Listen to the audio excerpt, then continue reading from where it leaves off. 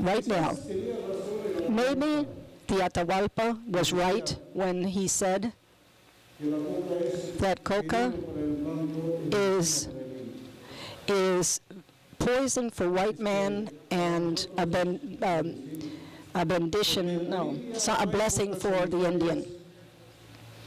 We don't have any hospitals. We have to use medicine as we can.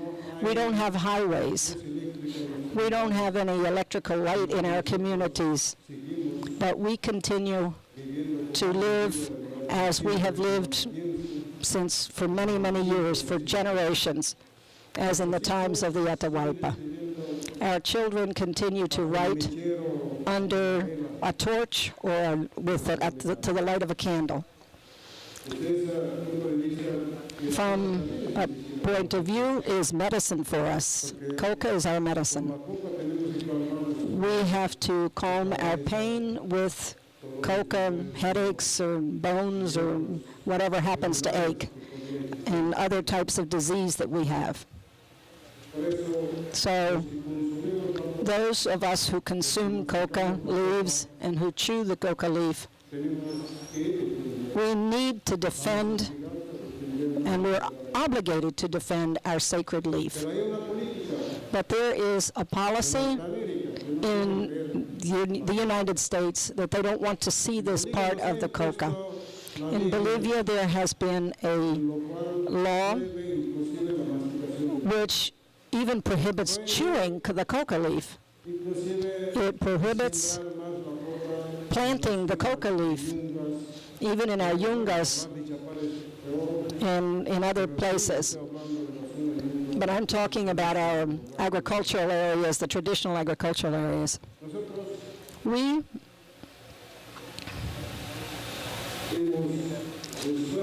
have made the resolution in our congresses and in our community meetings to continue planting this leaf.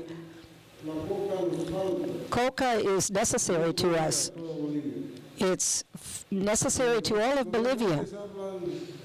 Our governing bodies talk about a limit of 12,000 hectares. But in our yungas, we don't have those kind of limitations. That is why our coca plantations grow, and our population is growing, so our coca plantations have to grow too. No one can keep us from planting our sacred leaf. The coca in the yunga, and there are people who plant it, even today. We need to transform our land, because the coca plantations can be planted again and again for 70 or 80 years. So we will be able to leave these for future generations.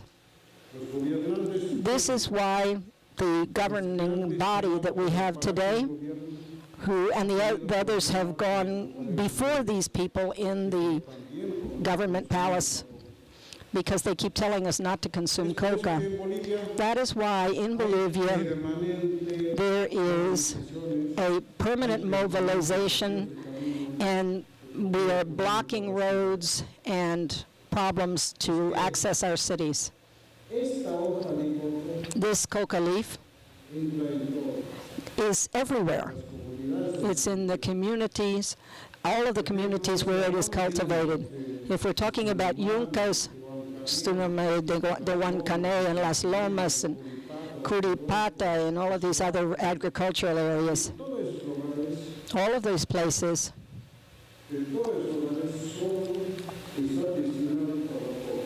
all of those areas there is no other production, agricultural production. All of those areas are planted in nothing but coca leaf.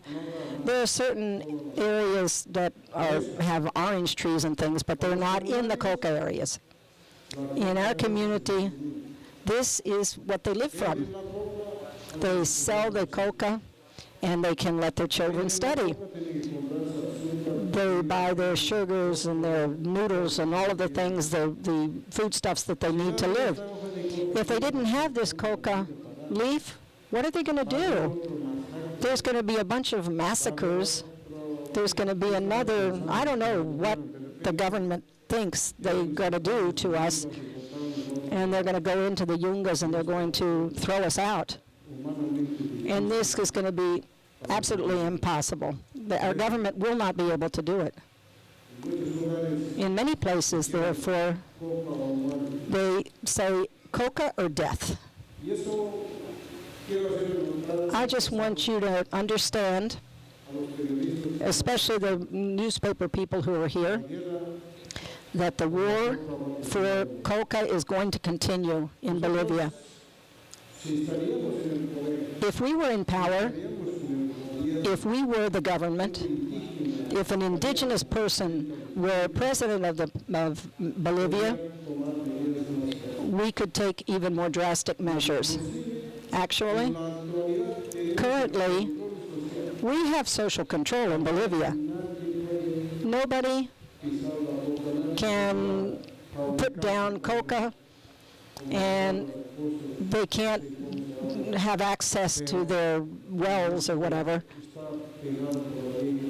And this is the communal law within our communities that is illegal too, because we have our law.